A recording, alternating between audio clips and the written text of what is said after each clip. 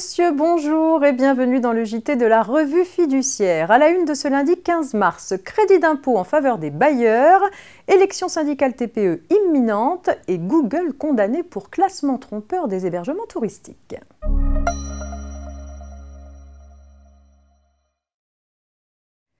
Les bailleurs qui consentent au plus tard le 31 décembre 2021 des abandons de loyer au titre du mois de novembre 2020 à leurs locataires particulièrement impactés par la crise sanitaire peuvent sous certaines conditions bénéficier d'un nouveau crédit d'impôt. Une instruction administrative récente précise les contours de cette disposition et ses modalités déclaratives.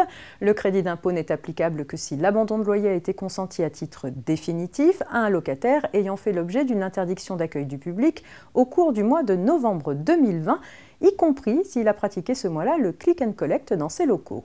L'abandon de loyer peut être total ou partiel, mais les loyers accessoires sont exclus de l'assiette du crédit d'impôt. Par ailleurs, le crédit d'impôt, qui est égal à 50% des loyers abandonnés, est plafonné à 800 000 € par entreprise locataire. L'aide financière octroyée au titre du fonds de garantie étant prise en compte pour apprécier ce plafond. Enfin, les obligations déclaratives incombant aux bailleurs diffèrent selon que celui-ci relève de l'impôt sur le revenu ou de l'impôt sur les sociétés.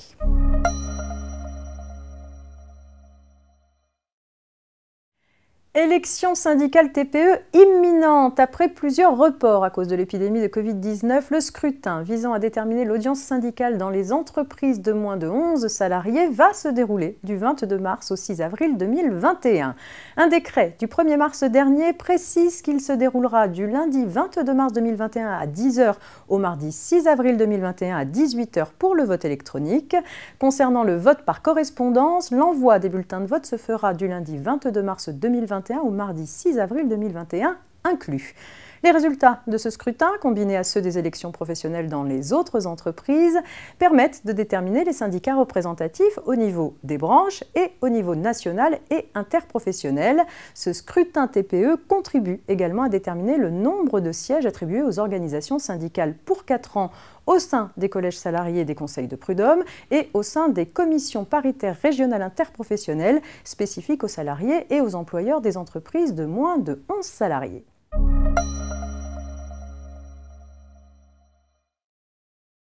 À la suite de plaintes d'hôteliers relatives au classement des hébergements touristiques sur Google, la Direction générale de la concurrence, de la consommation et de la répression des fraudes, la DGCCRF, a contrôlé en 2019 et 2020 les informations délivrées par la plateforme. Son enquête établit que la classification établie par le moteur de recherche selon ses propres critères prête grandement à confusion par sa présentation et par l'utilisation du terme étoile avec le seul classement officiel en France délivré par Atout France aux établissements hiérarchisés de 1 à 5 étoiles. Cette pratique est jugée particulièrement dommageable pour les consommateurs, trompés sur le niveau de prestation auquel ils peuvent s'attendre en consultant le classement établi par Google. Elle pénalise aussi les hôteliers dont les établissements étaient présentés à tort comme moins bien classés que dans le classement officiel.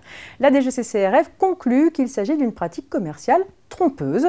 Google ayant corrigé ces pratiques à la suite de l'enquête, une transaction pénale proposée par le juge a été conclue, à charge pour la société de payer une amende de 1,1 million d'euros.